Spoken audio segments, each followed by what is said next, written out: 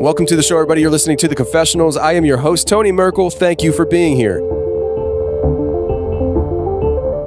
Now, this week we have Jack here with me. The guy who was supposed to be here last week is finally made his presence known a week late. But hey, I guess beggars can't be choosers. Jack, how you doing, man? Hey, I'm doing pretty well. Thanks for throwing me under the bus last week. I appreciate it.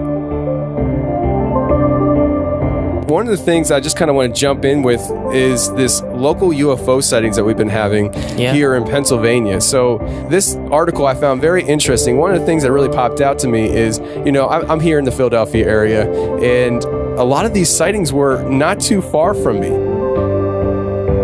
Pennsylvania communities with the most reported sightings in 2018 were Philadelphia, which was number one. Yeah.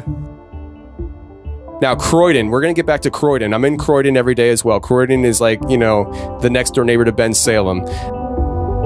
So a lot of these places are very, very close to this area, the Philadelphia area. I found it very interesting that this area is getting these UFO sightings. And I also had my own UFO sightings last year driving down the turnpike.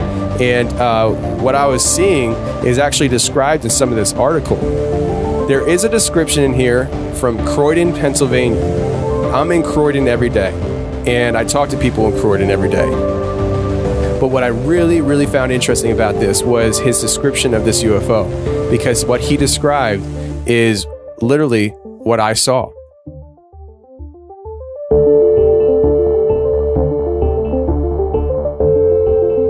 So the one morning I was getting ready for work, and I somehow stumbled across this video on YouTube of this black triangular UFO over the Pentagon in DC. It happened just last month. I think it was on December 19th, 2018.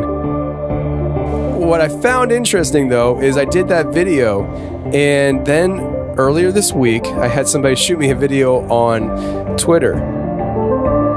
It's a UN conference, all right? So some kind of UN meeting, and you see this person getting up to give a speech, and at the podium, the person about to give the speech, there's a UN logo on it, and like this video starts out with saying that, you know, this was actually, I think, in the video, you hear somebody giving like announcements. You don't know who's talking, but you hear somebody giving announcements, and it's like, turn off all video cameras, all phones need to be turned off. This is a like secret meeting kind of thing, you know? And whoever was filming this broke the rules, right? And so, but it seems like a very legit room. When you see this video, I'll put this in the website too, so you can all see this. Go check it out. And it's an obvious conference room of sort.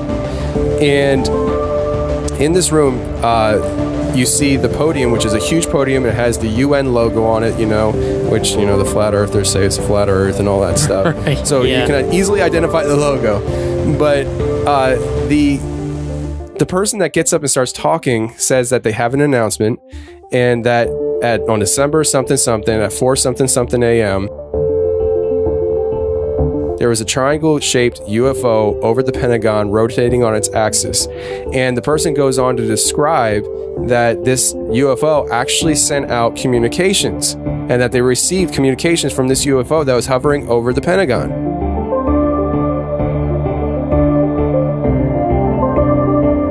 This happened, I think it was, 5 or 6 days ago now at this point. And, you know, it's during this cold snap that we're having here in the U.S.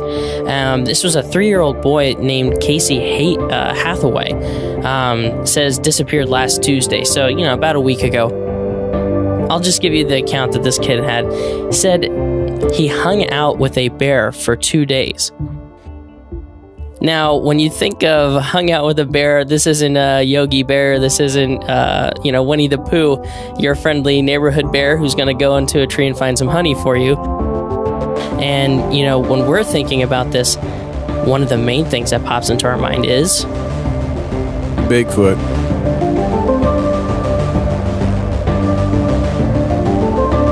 With that said, we're going to bring on Javier. Jack, before we get to Javier, you got anything else you want to say?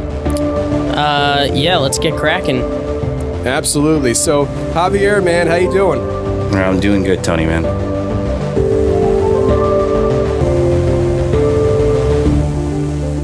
Actually, the city is called Las Cruces, which is southern New Mexico, which is nearby El Paso, Texas, which is about, 35 minutes away. The reason why I'm telling you this story is because it's one of the most terrifying experiences that I've ever had in my entire life. I was working at this place where I was taking care of people with developmental disabilities. I was assigned to this one particular house. My job was just to make sure they take their medication, they go to sleep, and then wake them up for going to work in the morning. And this one particular guy was always getting upset because the lights were always on. Every morning I would wake up and the lights would be on. I would wake up in the morning and the plant from the kitchen would be moved somewhere else, either the living room or the dining room. And so, again, I was thinking it's the clients. They're the ones who are waking up in the middle of the night and I'm not noticing. They're either moving the plants or turning on, the lights. And this went on forever. I couldn't tell you if it was like the third month or the fourth. Yeah, it was about the fourth month that I was there. Something just weird happened where I just woke up terrified. As I was looking at the alarm clock on top of the TV, I could see a figure to the right of the TV. It's like in a hallway, basically. It was like a hallway. So I'm sitting there, trying to have get my eyes adjusted. And I saw the most scariest thing in the entire world.